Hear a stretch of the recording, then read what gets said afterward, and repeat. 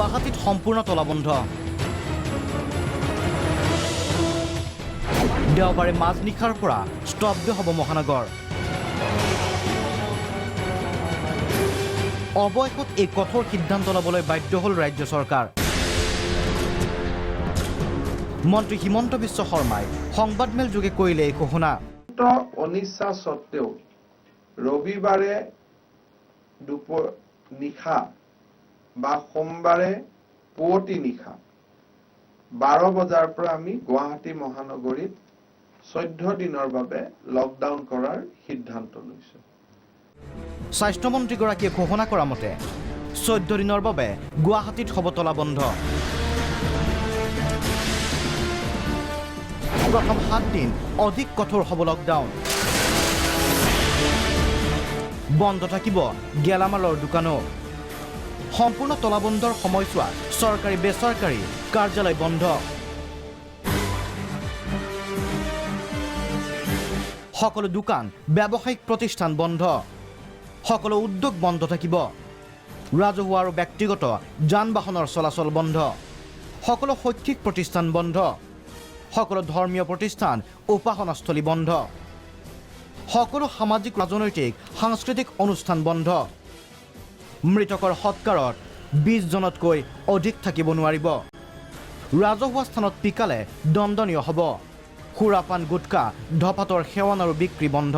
Movement of all individuals shall be remain strictly prohibited in the specified area. Specified area মানে নিজৰ ঘৰখনৰ আশে-পাশে।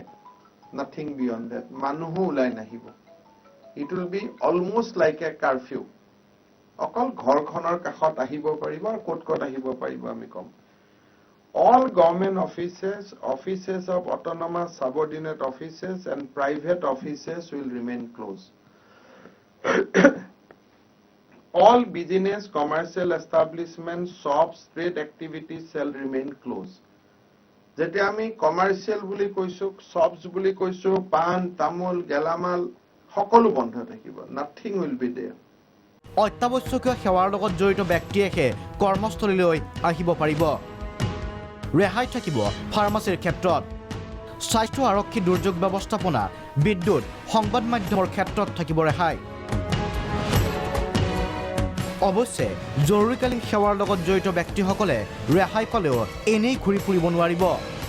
ন্যূনতম কৰ্মচাৰীৰে খোলা থাকিব বেংক, খোলা থাকিব ATM সেৱা।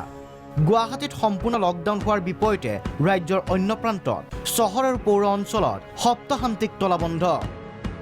শনি আৰু দেওবাৰে বন্ধ থাকিব সকলো। ডিব্ৰুগড়, শিলচৰ, পলাশবাৰী, উত্তৰ গুৱাহাটী, ৰঙিয়া যিমান টাউন আছে, town and municipality will be under lockdown only 2 days। আৰু প্ৰতি সপ্তাহতেই 2টা দিন বন্ধ থাকিব। Weekend lockdown in town committees and মিউনিচিপালিটিজ।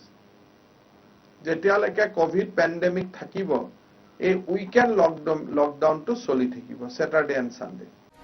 ইয়াৰ উপৰিও সন্ধিয়া 7 বজাৰ পৰা পুৱা 7 বজালৈ জাৰি কৰা হ'ব সান্ধ্য আইন। শুকুৰবাৰৰ সন্ধিয়া 7 বজাৰ পৰাই বলবৎ হ'ব সান্ধ্য আইন। দোকান বন্ধ কৰিলে ভাল। আমি কেইটাত দোকান বন্ধ কৰিবলৈকে কোৱা নাই, কাৰণ কাৰোবাৰ যদি ঘৰৰ লগতেই দোকানখন আছে 6:55 বন্ধ কৰিলেও 7টাত পিছফালে ঘৰলৈকে যাব পাৰিব। চ' 7টাৰ পৰা কাৰফিউ চলিব। এটা কথা স্পষ্ট, এইবাৰৰ লকডাউন হ'ব অধিক কঠোৰ। স্বাভাৱিক ছন্দ ঘূৰাই আহিবলৈ আৰু হয়তো অধিক সময়ৰ প্ৰয়োজন হ'ব। News desk, Prag news.